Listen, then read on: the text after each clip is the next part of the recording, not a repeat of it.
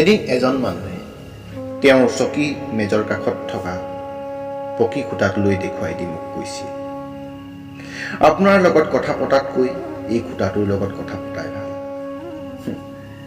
মই নীৰৱে গুচি আহিছোঁ তেওঁৰ কাষৰ পৰা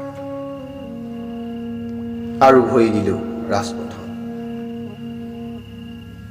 ৰাস্তাৰ দাঁতিত থিয় হৈ এটা খুঁটাৰ ৰূপ ধাৰণ কৰিলোঁ। কাউৰী এটাই অচিনাকি খুঁটা দেখি মোৰ গাত পৰি কা কা কৰিলে। কুকুৰ এটাই মোৰ গাত মুতিলে। কোনোবাই মোৰ গাত পোষ্টাৰ মাৰিলে, কোনোবাই মচিলে চূণ, কোনোবাই মোৰ গাত পেলালে তামোলৰ পিক। থু খেকাৰটো আছেই। তথাপি মই নীৰৱে আছিলোঁ।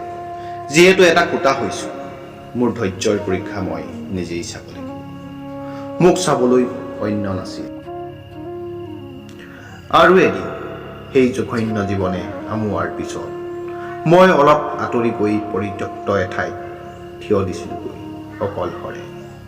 আন কোনো নাছিল মোৰ কাষত, মূৰৰ ওপৰত আকাশৰ বাহিৰে। তেনেকৈ কিছুদিন থকাৰ পিছত বনৰীয়া লতা এডালে বগাব ধৰিলে মোৰ গা। মোক মেৰিয়াই ধৰি দেহত তুলিলে বিৰবিৰণি। মই লতাক ক'লোঁ, কিমান সাৱটিবা, কিমান সাৱটিবা, নিৰ্জীৱ এই খুঁটা। লতাই ক'লে, মইতো তোমাকেই বিচাৰি আছিলোঁ ইমান দিন। লহপহকৈ বাঢ়ি গ'ল লতা আৰু মোকেই অদৃশ্য কৰি পেলালে এদিন। এদিন লতাৰ সেই ৰুদ্ধ চাহ মায়াৰ পৰা আঁতৰি গুচি গ'ল আৰু এগৰাকী নাৰী গধূলিৰ বাৰান্দাত হ'লো আমন জীৱন এটা খুঁটা। পৃথিৱীৰ সকলো নাৰীয়ে থাকে তেনেকুৱা এখন বিষাদ বাৰান্দা, য'ত বিষাদ ভাৱনাত সেই গধূলিৰ নাৰীয়ে মোৰ গাত আউজি মচিবলৈ ধৰিলে বিগত সপোন আৰু গুঠিবলৈ ধৰিলে অনাগত সপোনৰ জাল। এনেকৈয়ে মোৰ ভাল লাগিল তেওঁৰ সৈতে সমভাগী হৈ গধূলিবোৰ কটাব।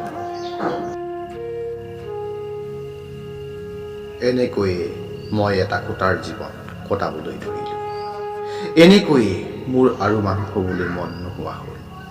সেই কথা চহকী নগৰবাসী, আপোনালোকে যদি কেতিয়াবা দেখা পায় মই নিমাত নিতাল নিথৰ, তেন্তে এটা খুঁটা বুলি মোক মাৰ্জনা কৰে যে।